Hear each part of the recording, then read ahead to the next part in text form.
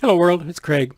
Following up on the last video where I went over this IMM6-28 ROM card for this intellec 8 system, this video is going to be on this companion IMM6-28 RAM card. So like the 626 ROM card, this is 4 kilobytes of memory and it's based on the 2102 1 kilobit static RAM. The stored data is arranged in 4 banks, the first one being across the bottom and the fourth one being across the top. The data is spread across these 8 RAMs in each bank, meaning that each 2102 memory cell is holding 1 bit of data in a column that's 1024 bits long or 1K long. Each chip is 1 kilobit, so all of 8 of these together make up 1 kilobyte, and the 4 rows then make up 4 kilobytes of RAM. When this card is accessed, all 8 chips in one row are enabled and read in parallel, with each contributing its bit to the stored byte. Now I really wish that I had an original intellec system, because if this were an original IMM6-28, I would be holding in my hands a fossil from the very early days of microcomputing. So let's see where this card fits into the microcomputer timeline for a moment. Let me slide this out of the way for a sec, and let's look at the world's knowledge in, I think 1990 this is, under integrated circuit. This is the integrated circuit. The first integrated circuits were patented in 1959 by 2 Americans, Jack Kilby, an engineer, and Robert Noyce, a physicist. So if the invention of the integrated circuit in 1958 were considered the beginning of microcomputer history, a decade later, Intel had introduced the 3101 64-bit dynamic RAM. We can see this is its schematic of how it was designed. Now, partially as a matter of necessity, Intel also introduced some support chips for memory. And a couple of those that we see a lot of in these things is the 3205, which is a 1 of 8 binary decoder, and the 3404, which is the high-speed 6-bit latch. Now, we saw a lot of those 3404s on the PROM board. We'll see many more of those before we're done with the intellec system. As a manufacturer of these new electronic memory chips, Intel shortcut the development cycle by introducing board-level memory storage systems. They introduced this to the market for third parties to use and build their systems around. Now, Intel claims in this 1973 memory design data book that at this time, more than 75% of all mainframes were using the 1103 RAM. And Intel was creating board-level, module-level, and cabinet-level hardware subsystems. We can look in the back of this thing at one of their cabinet subsystems, and let me slide that out of the way a bit more. You know, look at this beauty. This sweet young thing from 1972, you know, that's quite a rack. This is 1 megabyte of RAM in a 31 by 31 inch rack that's 60 inches tall, and it can be expanded for a system RAM total of 4 megabytes. If we go back a couple pages, we can see it here without the person standing in front of it. There's a little sketch here. It shows that this holds a megabyte worth of 1103s in a quarter of the space of IBM system that was state-of-the-art at the time, which was core memory. So like this core memory card, which, you know, I think the husband of my cousin gave me this when they were being surplus, sometime in the early 70s. But, you know, I'm not quite sure where I got this now that I mention it. And I don't know what system this came out of. If somebody recognizes this card and what system it came out of, that'd be some useful information. Anyway, back to this system that we see here. It utilized the MU37, and unfortunately we can't get a good picture of the MU37. It's just too washed out in this data book.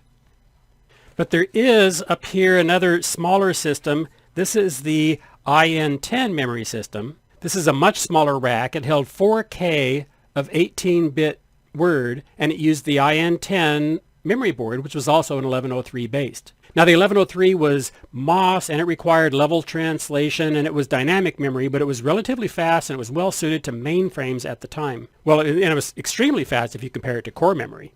But for smaller systems, you know, static RAM like the 1101 was more convenient to use, and then Intel came out with the 2102, and that improved on system integration since it was a 5-volt device, and it directly allowed interfacing to the now popular TTL without any level shifters. And the board level product to sell the 2102 was the IN-26. Now the IN-26 was available with word sizes from 4 bits up to 10 bits just by adjusting the number of columns and adding the offboard buffers and line drivers here at the bottom. So notice the cycle and access times can drag out to 900 nanoseconds on the models with the original 2102 chips. If we go back to the world's knowledge at the time and look at microprocessors, it says the first microprocessors were produced in 1971. That was the 4004. They didn't bother to mention that. For use in handheld calculators. These calculators were extremely expensive. Odd add-on statement. Now, when that 4004 crawled out of the warm, thick primordial soup in 1971, and these lowest land-based life forms, the 4004 microprocessor, the 1702 EPROMs, and the 2102 RAMs, and the more fundamental elements that we looked at, like the 3205 high-speed decoder and the 3404 latch. When those started to assemble into systems, like the SIM4 and then later in 73 the SIM8, I talked about the SIM4 and the SIM8 in an earlier video. And then in 1973, they started to form into even more advanced life forms like the intellec 4 and the intellec 8. So in evolutionary terms, this IMM-628 is the 8-bit polytypic species of the IN-26, and in some of the intellec documentation, the IN-26 card is used rather than the later IMM-628, which is what you'll find in most of the intellec 8 documentation. Now, why the IN-26 became the IMM-628 while the ROM card got the 26 number, you'll have to ask Intel. But 50 years later, it's still causing confusion, and I may get the IMM-626 and the IMM-628 mixed up and may use the wrong name occasionally. Let's look at the schematics for this IN-26. We can immediately see the 4 banks as they are arranged the same way in the schematic as they are on the board. The bottom row is the first bank and the top row is the 4th bank. Each bank has 8 chips, each holding 1 bit of the byte. The left column is the least significant bit and the right column is the most significant bit. The nomenclature on chips is just their coordinate location on the board. So we see they've got the A through L across the top, right to left, and 1 to 5 down the right side. So this most significant bit of the most significant bank is 1C, which is here in the top right corner. While looking at this photograph, note the little X here at the top between columns B and C. We'll get back to that in a few minutes. For those of you that have one of these, that little X can be the basis of a riveting story to tell at cocktail parties. Like any board that needs to address 4K of memory space, this board requires 12 address lines. So it uses A0 through A11 to decode which address byte we want. Since each chip needs to address 1024 memory cells, and that takes 10 address lines, those come in here on the left as memory address 0 through memory address 9. And while I talk about each chip holding data that's 1 bit wide and 1024 bits long, the memory chips themselves, of course, hold that data as an array. In the case of the 2102, it's a 32-bit by 32-bit array. So while we're thinking of a long column with addresses from 000 to 3FF, internally it's thinking row column with each going from 00 to 1F.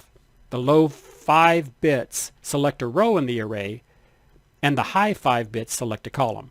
But however you want to think of these, the 10 low address lines are simply connected to the low 10 bits of the address lines on all 32 RAM chips. And we'll talk about this 3404 latch later, but an interesting note is that the address lines are inverted by the latches.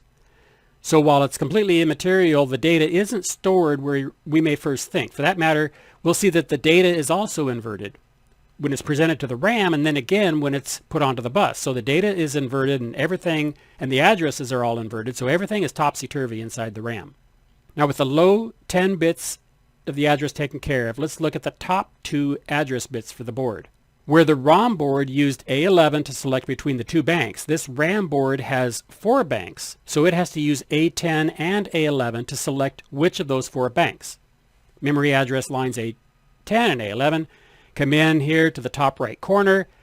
They come through these 3404 latches, which, like the other ones we'll talk about in a moment, and it's tapped off before and after these inverters to create the 4 possible states, each of which will assert the output of one of these 4 NAND gates.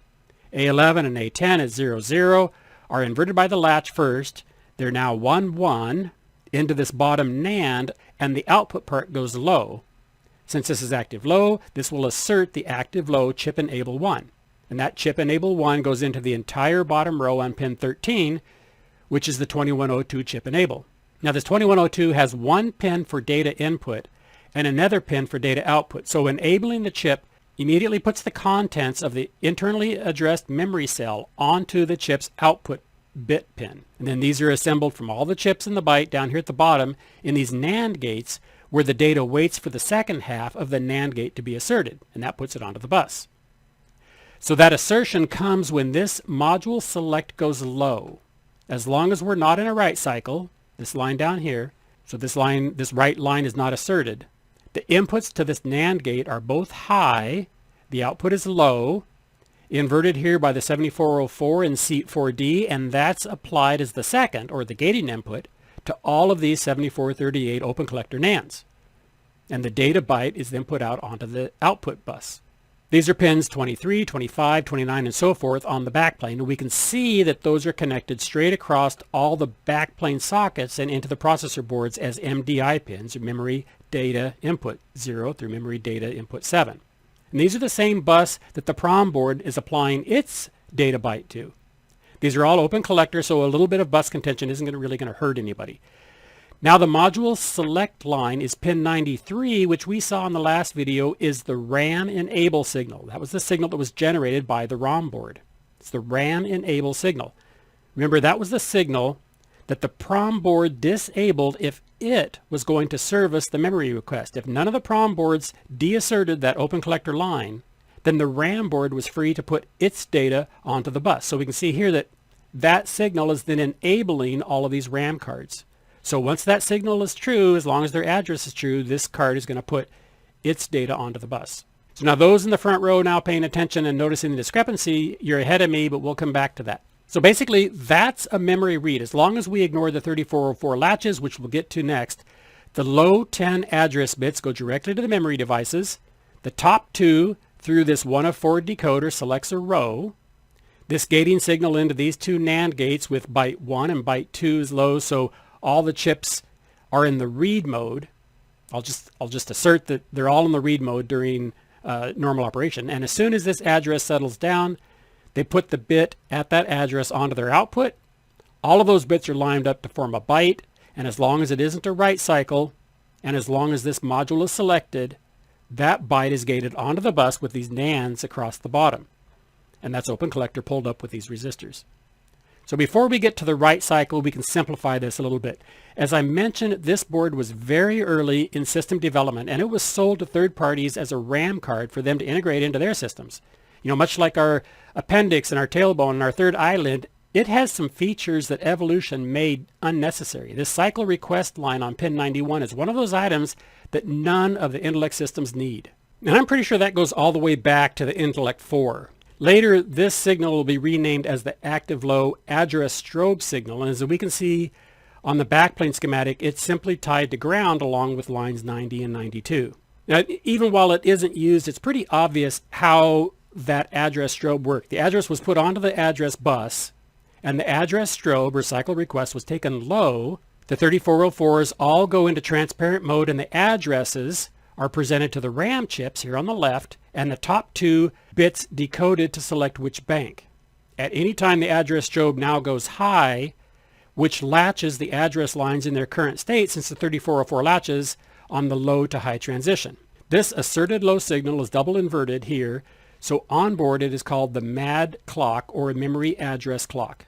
Now here on the right side we see two signals, byte 1 and byte 2, that I kind of glossed over earlier. They're inverted and gated through these NANDs and connected to the read-write lines, which is pin 3 of the RAM. But they're split. You can barely see it in some places. This third row is the clearest, but this gated byte 1 connects to the chips in the 4 left columns, and byte 2 connects to the 4 right columns. So when that line is high, it's going to be a read from that RAM, and when that line is low, it's going to be a write to that RAM. So these two signals coming in, byte 1 and byte 2, allow the board to write one nibble into the RAM at a time. If byte 1 is selected, these low nibble chips on the left are put into write mode.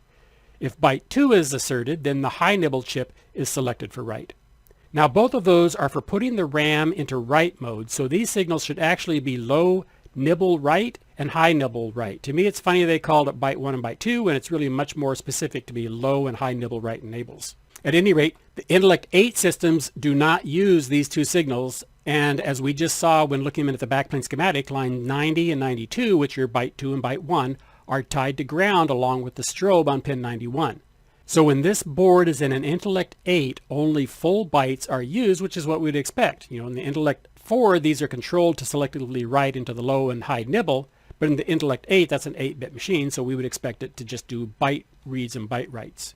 So now the write cycle is going to go pretty quick now that we understand most of this board. To do a write cycle, the processor first puts the address onto the bus and the data to be written onto the memory data input bus down here across the bottom.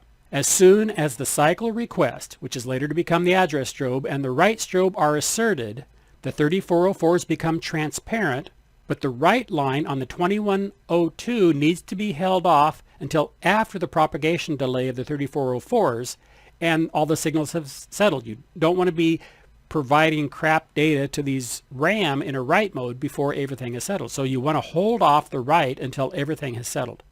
That write data enable signal that made the data latches transparent also triggers this monostable on the far right, and its Q bar goes low for the period programmed by this RC.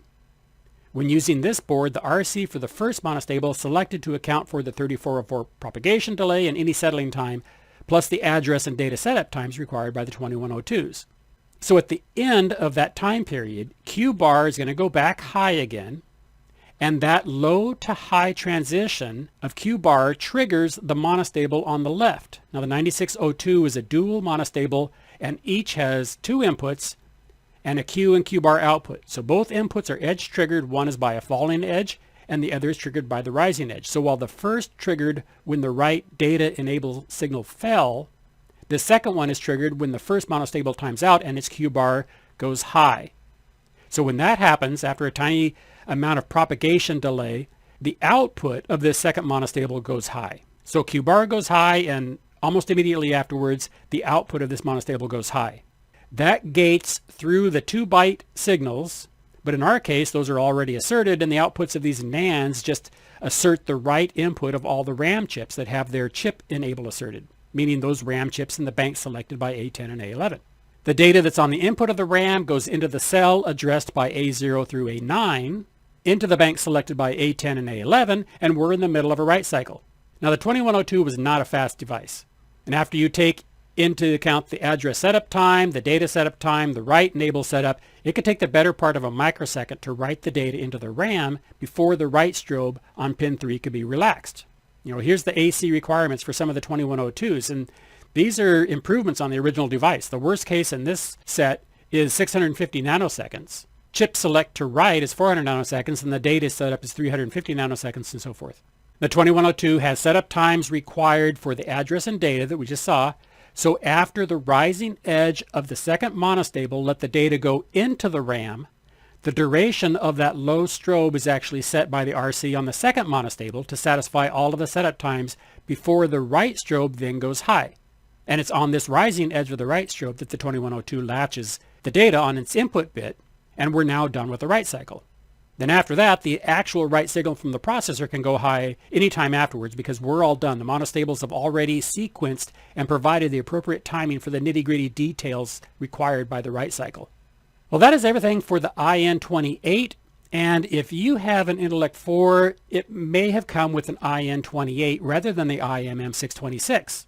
And you may have noticed I didn't mention anything above A11 yet. The intellect 4 was only a 12-bit machine, so there were no addresses above A11, and it was primarily designed to only have one of these 4K RAM boards installed. After all, what could you even do if you had more than 4K of RAM? But if you did happen to have more, the intellect 4 had individual memory page select lines that were used to individually assert the module select input, pin 93, to enable one card at a time. On the intellect 8, however, we know this input as the RAM module select, and it's asserted high, not low like it is on the IN-28. The other thing, of course, is that the boards in the intellect 8 are expected to self-select themselves using the high address nibble, and that is the difference between the IN-28 and the IMM-6-28, which is the lead-in to your fantastic cocktail story about the little X on the top of this board. Looking at the schematic for the IMM6-28, now we see the signal is now called address strobe and it's active low. And it's still just tied low on the bus, but it's changed names to reflect its function. And also the assertion of the write line has been inverted. But directly above that is a big old NAND gate. And no, the 5X on that isn't indicating 5 times.